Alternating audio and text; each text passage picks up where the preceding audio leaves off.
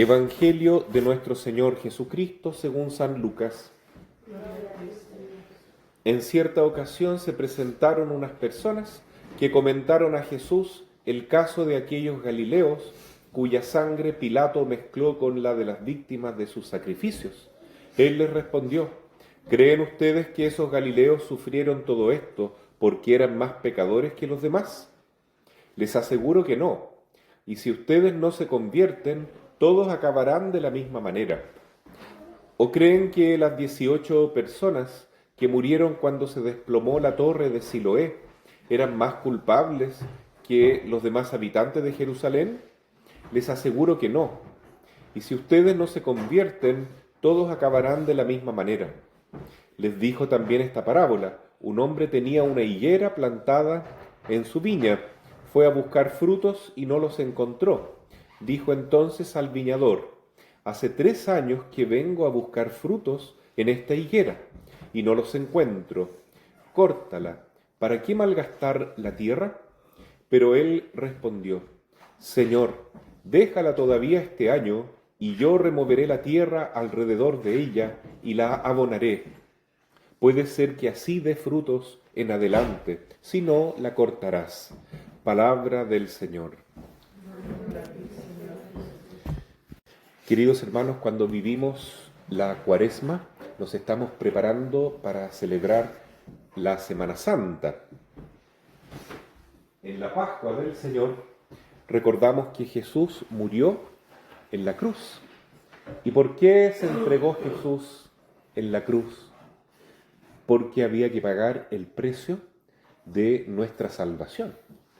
Fíjense que todos los seres humanos estábamos condenados a irnos al infierno por causa del pecado de Adán y Eva, ¿no? Entonces uno llega a este mundo condenado, ¿no? Se dice en forma más elegante, con el pecado original, pero eso significa condenado. Y la única manera de poder liberarnos de ese camino malo era con la ayuda del Señor. Por eso Dios se hizo hombre para poder pagar ese precio que había que saldar, ¿no es cierto?, con su propio sacrificio en la cruz. Porque ¿qué hizo Adán? ¿Y qué hizo Eva? Fueron desobedientes a Dios. Claro, no reconocieron que Dios es Dios. ¿Qué pasa? Si uno tiene respeto y amor a Dios, uno va a obedecer a Dios. Así yo veo acá muchos niños y eso me alegra mucho. Y se ve que en sus ojos hay inocencia. Se ve que son niños buenos, que están bien educados. Entonces cuando el papá les dice algo, ellos van y lo hacen. Cuando la mamá les pide algo, ellos van y lo hacen. ¿No es verdad? Porque son niños buenos. Sin embargo, cuando uno desobedece a sus mayores, uno comete un pecado. Que fue lo que hizo Adán y Eva, ¿no? Dios le había dicho: ustedes no coman del fruto prohibido. Entonces vino la culebra, ¿no es cierto?, la serpiente, y los tentó, principalmente a Eva, y Eva tentó a Adán. Y con ese pecado, ellos decidieron desobedecer a Dios, ¿no es cierto? Conocieron la muerte, conocieron el castigo, conocieron muchas cosas que hoy en día sufrimos, ¿no? Pero si no hubiese habido pecado, y nadie pecara, nadie sufriría. Esta vida sería un verdadero paraíso. Entonces a veces uno se pregunta por qué hay tanto sufrimiento, por qué a veces uno tiene que pasar por pruebas y dificultades, ¿no? Y es porque hay pecado, hay pecado. Ahora a veces uno también tiene la tendencia de decir: los demás son malos, los demás merecen castigo, porque yo no, pues yo soy bueno, yo no le hago mal a nadie. Hay gente que piensa así, que no es capaz de reconocer que también es pecador. Para todas esas personas, el Señor hoy día nos advierte en el Evangelio que hay que cambiar la mentalidad. Porque si uno es humilde, si uno reconoce la verdad, también uno va a reconocer que es pecador, ¿no es cierto? Entonces, ¿qué dice el Evangelio hoy? Llegaron unas personas a hablar con Jesús y le dijeron: mira, Señor, se cayó una torre del templo y mató a un montón de galileos. Los galileos eran unos israelitas que vivían al norte de Jerusalén, de la zona de Jesús mismo. Entonces Jesús les dijo, ustedes creen que esa torre cayó encima de ellos porque ellos eran pecadores y ustedes no. No, les dijo. Ustedes también son pecadores. Ustedes también tienen que cambiar. Y si no se corrigen de sus pecados, también van a sufrir un castigo. ¿Ya? Así que por lo tanto, Dios es bueno, ¿cierto? Dios es misericordioso, claro, pero también es justo. Entonces, si alguien les dice alguna vez, no, yo no creo que Dios castiga, mentira, falso. Dios también tiene que castigar. ¿Por qué? Porque Él es bueno, porque Él es justo y porque Él tiene que corregirnos. ¿Se imaginan que un niño hiciera algo malo? Por ejemplo, va a la casa del vecino y le mata un pollo, ¿no es cierto? Entonces, y resulta que la vecina se dio cuenta. Entonces va y le dice al vecino, dígale a su hijo que no me mate más pollo. Ya. Bueno, si esto ha pasado, no sé, es coincidencia, yo no sé nada, no he escuchado. Entonces, y si el papá dice, no, mi hijo no mata ningún pollo, mi hijo es bueno. Pero yo le estoy diciendo, vecino, que realmente yo lo vi. No, usted está equivocado, mi hijo es bueno, nunca haría nada malo. ¿No? Entonces, ¿ese papá está educando bien a su hijo? No, ¿no es cierto? Fíjense que yo he contado varias veces, pero a ustedes no. Yo una vez era profesor en un colegio bien grande y vi una niña de cuarto medio que estaba copiando en una prueba. Entonces yo le di un castigo, ¿no? Pero no para hacerle daño, sino para que ella aprendiera que no debe hacer eso, ¿no? Porque uno no debe andar por la vida robando, ¿no es cierto?, mintiendo, y cuando es niño tampoco debe copiar en las pruebas, porque eso es acostumbrarse a ser deshonesto. Entonces yo pensé que la mamá iba a estar contenta, que la directora iba a estar contenta, porque yo le estaba dando una lección para corregir a su hija. Y quedó la grande. Entonces me dijeron que no, que yo tenía que cambiar eso, ¿no? Y yo le dije, pero señora, ¿usted qué prefiere? ¿Que su hija se eduque, que sea una buena ciudadana y una buena cristiana, o que solamente tenga una buena nota? No, yo prefiero que tenga una buena nota. Ella decidió eso, ¿no? Pero entonces Dios en todo caso no es así. Dios quiere nuestro bien. Por eso que a veces nos corrige. Y cuando hay castigos en la vida, no es porque Dios sea malo, sino que todo lo contrario, porque Él quiere que uno se enderece, que no crezca como un arbolito chueco, ¿no? Sino que ande bien por la vida. Esa es un poco la lección que nos deja el Evangelio. Y bueno, como es tan grande el pecado de los hombres, todos nuestros pecados son tan graves, no los podemos nosotros saldar eso, ¿no es cierto? No podemos librarnos solitos. Entonces vino el Señor y se entregó por nosotros. Y Él pagó el precio de nuestro pecado. Entonces lo único que debemos hacer es confiar en Dios. Tan bueno es el Señor, ¿no? Que nosotros lo ofendimos, pero Él se hizo responsable y pagó nuestra deuda. Así que también nosotros debemos perdonar a nuestros deudores, ¿no es cierto? A los que nos hacen daño, nos ofenden.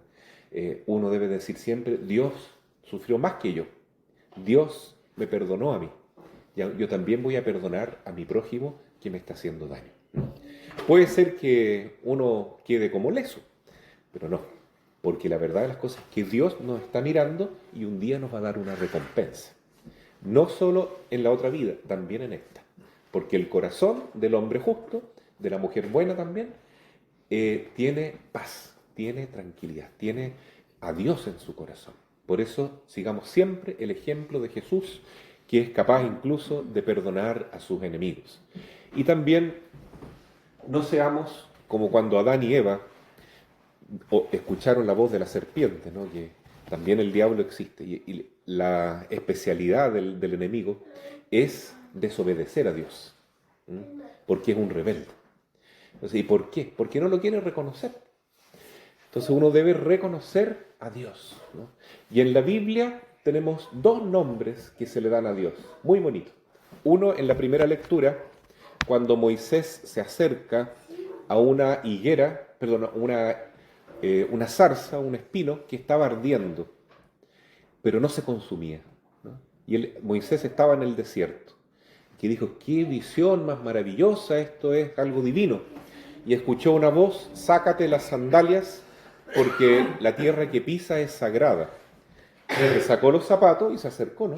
Y ahí se estaba viendo, ¿no?, cómo ardía esta zarza, ¿no?, este matorral, y no se consumía, no se quemaba. Y de repente se escucha una voz: Moisés, yo quiero que tú liberes a mi pueblo de Egipto. Yo soy el Dios de tus padres, el Dios de Abraham, de Isaac y de Jacob. ¿Se imaginan que uno tenga la posibilidad de hablar con Dios? ¿O que Dios se nos manifieste de esa manera? ¿No? A lo mejor alguno de ustedes ha tenido la oportunidad de conversar con Dios. O Dios se le ha manifestado en un sueño, o le ha mostrado su amor, su voluntad. Bueno, Moisés pudo ver a Dios. Y le dijo: Señor, ¿cuál es tu nombre? ¿Qué voy a decir a mis hermanos cuando me pregunten cómo te llamas tú? Y Dios le dijo: mi nombre es Yo Soy, que significa Yahvé. Yahvé en hebreo, ¿no es cierto? Yo soy. Eso es muy misterioso, ¿no? El nombre de Dios es Yahvé, Yo Soy. Claro, lo llamamos nuestro Padre, es nuestro Creador, es nuestro Salvador también, pero el nombre de Él es Yo Soy. Fíjense, qué lindo, ¿no? ¿Por qué Dios puede decir Yo Soy? Porque Él es siempre, siempre. Ustedes, niños, cuando van a la clase de religión, le han preguntado a su profesor o profesora: ¿de dónde viene Dios? Apuesto que alguien se ha hecho esa pregunta, ¿no? ¿De dónde salió Dios? ¿De dónde nació? ¿Nunca han preguntado? Yo creo que sí, ¿eh? ¿Y ustedes, los adultos, también se han preguntado de dónde viene Dios? ¿De dónde salió? ¿Sí? Uno piensa eso. ¿Y cuál es la respuesta que damos? A ninguna, porque en realidad uno no sabe cómo se formó Dios. Exacto, entonces quiere decir que Dios no viene de ningún lado. Dios no nació de nadie, Dios simplemente es. Yo soy. Nadie le dio el ser a Dios. Claro, nosotros sí, nacemos, necesitamos que Dios nos dé el ser a través de nuestros padres. Y todo lo que vemos en el mundo se construye o tiene un comienzo, un inicio, ¿no? Como esta iglesia que quedó tan bonita, ¿no? Quedó linda la iglesia, ¿no? Una vez se construyó esta iglesia y se echó a perder, pero ahora la reconstruyeron y quedó más bonito que al principio, creo yo. Pero todo lo que hay en este mundo tiene un comienzo y un fin, ¿ya?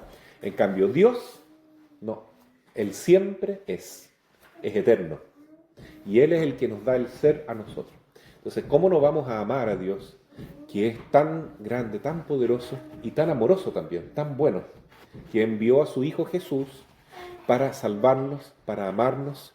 Y como dice acá el Salmo, reconozcamos siempre: el Señor es bondadoso y compasivo. Y si permite que a veces uno tenga que pasar por dificultades, ciertamente Él nos va a sacar adelante. Y es el momento de aprender a confiar en Él, justamente en esas pruebas. Porque el que confía en el Señor nunca se ve defraudado. Así sea. Amén.